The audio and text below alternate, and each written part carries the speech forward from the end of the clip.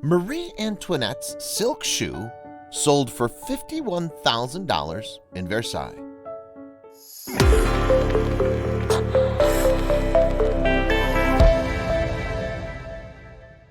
Marie Antoinette was famous for many things, her self-indulgence and dismissal of French citizens' plight, for example.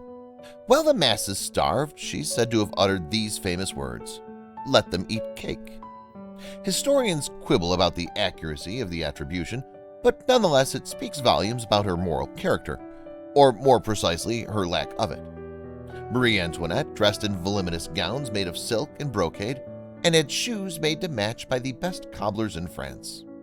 Marie took good care of her shoes, it would seem, and after her beheading in 1793, the people were clearly fed up with her spoiled nature and selfish ways. A pair of her shoes were given to one of her maids.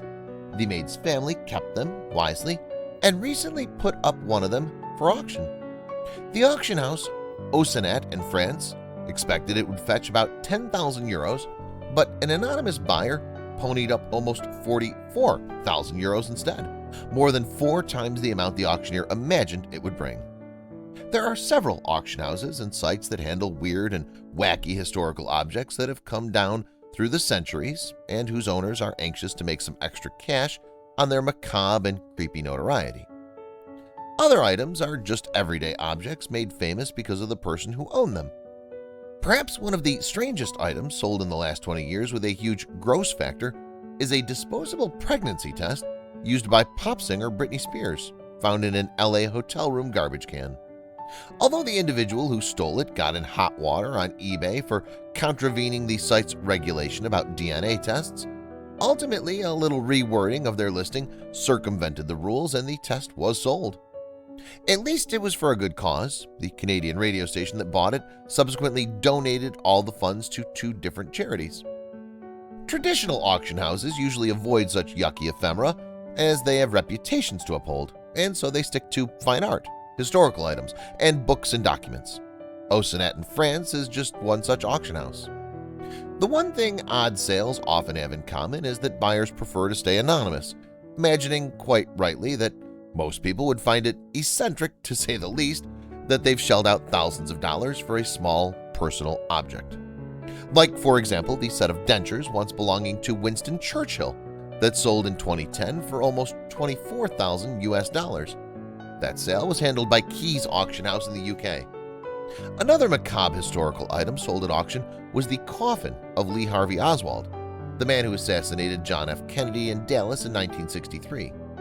He was exhumed in 1981 so his body could be positively identified, and somehow his coffin wound up on the open market.